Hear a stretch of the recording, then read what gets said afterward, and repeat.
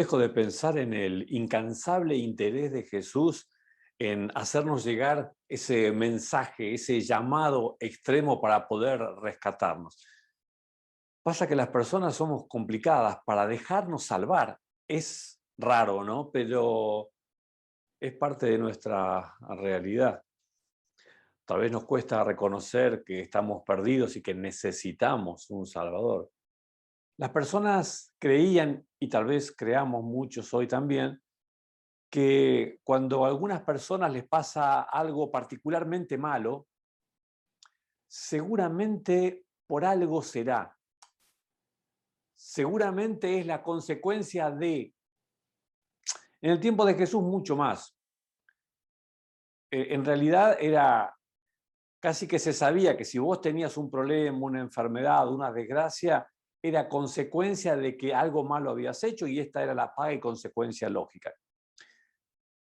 En ese momento que Jesús estaba viviendo estos momentos de llamados fuertes a la gente, llegó gente con una novedad para compartir con Jesús y con todos los demás, esperando una explicación de Jesús que definiera por qué había pasado lo que había pasado. Había ocurrido una masacre en Jerusalén, más específicamente, en el mismísimo templo. Lo leemos juntos, está en Lucas el capítulo 13, versículo 1. Dice, en este mismo tiempo estaban allí algunos que le contaron acerca de los galileos cuya sangre Pilato había mezclado con los sacrificios de ellos. Había un grupo de galileos, de peregrinos galileos que habían venido al templo de Jerusalén a ofrecer sacrificios. Y en eso estaban cuando unos soldados enviados por Pilato los masacraron ahí mismo, dentro de la zona del templo, donde ellos estaban ofreciendo los sacrificios. Los soldados los ejecutaron, los mataron a todos ahí en ese lugar. No tenemos mucha información acerca de cuál fue la razón que detonó todo esto, pero sí sabemos que Pilato era muy sanguinario y muy afecto a este tipo de situaciones. No le temblaba el pulso para eliminar a alguien que era sospechoso de haber podido hacer algo malo o contra su gobierno. De hecho, hay varias masacres más que se mencionan en la historia que Pilato hizo. Una de las últimas, o quizá la última que haya hecho, fue en Samaria, donde una cantidad de samaritanos también fueron masacrados por hombres de Pilato. Y esto fue lo que finalmente definió que el César lo expulse y lo dé de baja a Pilatos como gobernador de la zona. Pero esta situación se había dado y entonces, ¿qué diría Jesús frente a esto? ¿Cómo condenaría Jesús el actuar de Pilato? ¿Y qué diría acerca de estas personas que por algo les pasó lo que pasó?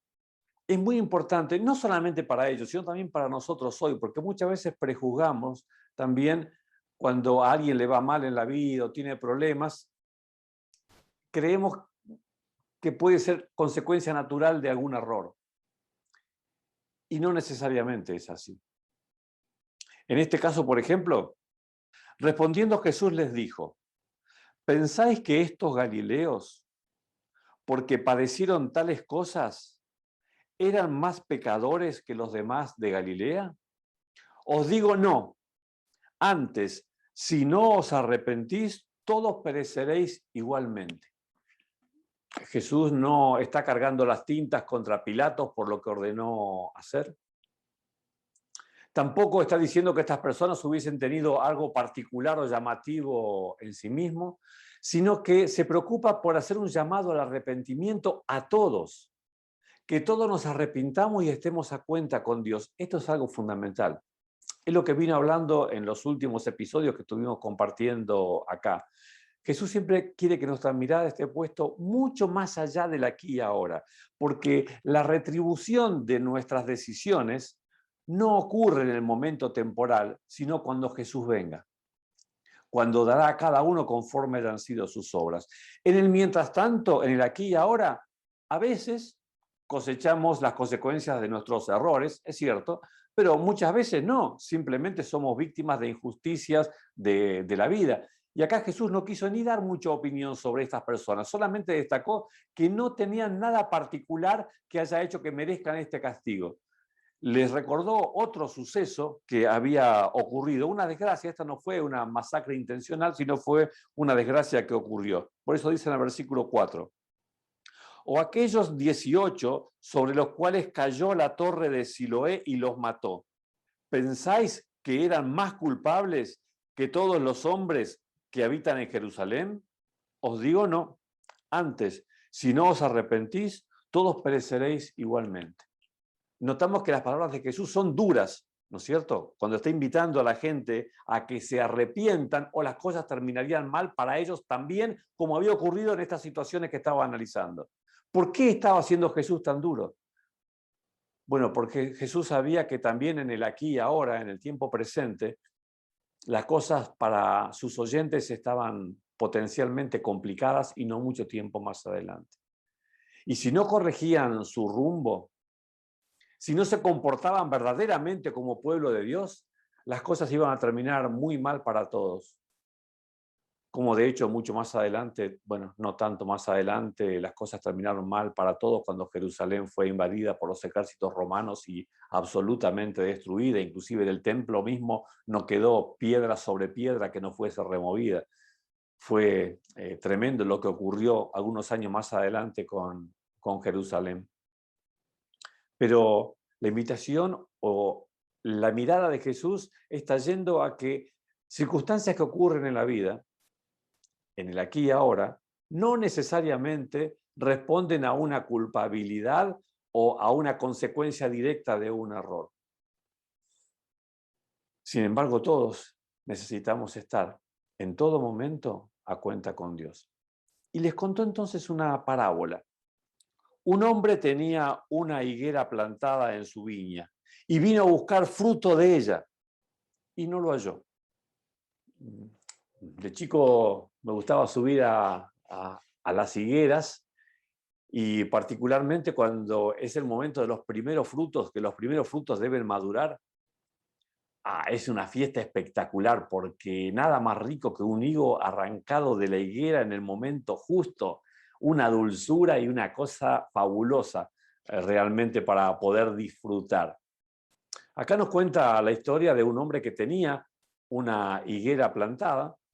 Cuando fue a buscar fruto, cuando ya debía el fruto estar presente, porque se entiende que hay un tiempo hasta que el fruto aparezca, pero ya el tiempo prudencial había transcurrido y no se encontraba ningún fruto. Entonces, si la higuera no servía para nada, lo mejor era eliminarla y sacarla. Por eso dijo al viñador, ya hace 3 años que vengo a buscar fruto en esta higuera y no lo he hallado. Córtala.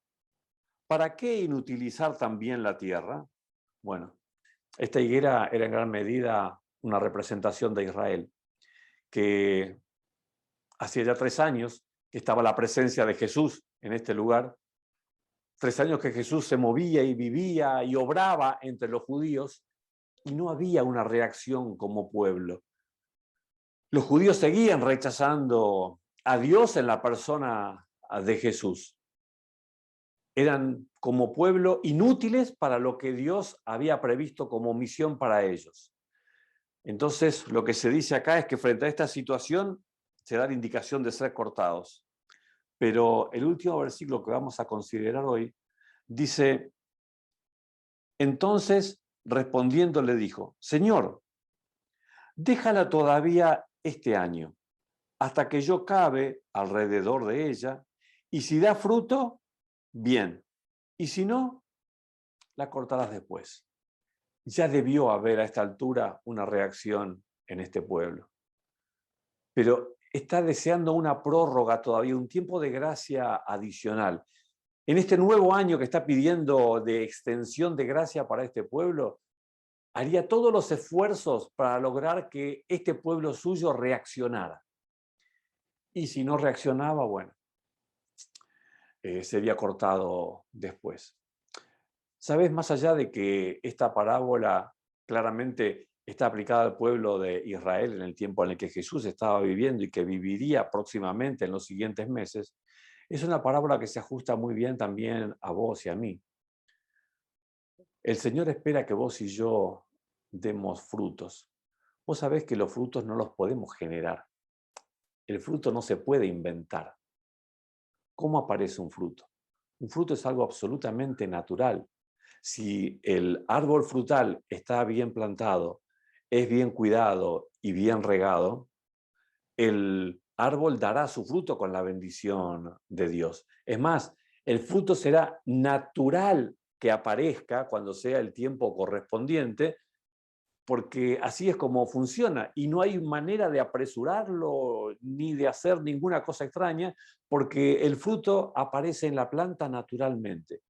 Cuando vos y yo estamos conectados con Dios, Él espera también que llevemos fruto. Ese fruto, Él no espera que vos o yo lo provoquemos porque sabe que así no funciona, pero sí sabe que si nos mantenemos unidos a Él, el Espíritu Santo generará en nosotros esos frutos, frutos del Espíritu Santo que se van revelando en la vida de las personas, básicamente haciéndonos cada día un poquito más parecidos a Jesús. Al terminar este encuentro, me gustaría invitarte a que, más allá de las situaciones temporales que nos toca enfrentar en la vida, problemas, quizás luchas, quizás dificultades, por encima de todo eso, mantengamos siempre nuestra vida unida a Jesús. Que en todo momento estemos permitiéndole a Él que sea el que nos esté marcando el camino y el rumbo por el cual andar. Y si esto es así, y si estamos a su lado todo el tiempo, será inevitable que el Espíritu Santo pueda ir obrando en nosotros y produciendo esos frutos que Él quiere que sean vistos en nosotros. Que Dios nos bendiga para que el fruto que el Señor quiere que aparezca en tu vida y en la mía sean una gran realidad. Que Dios te bendiga. Amén.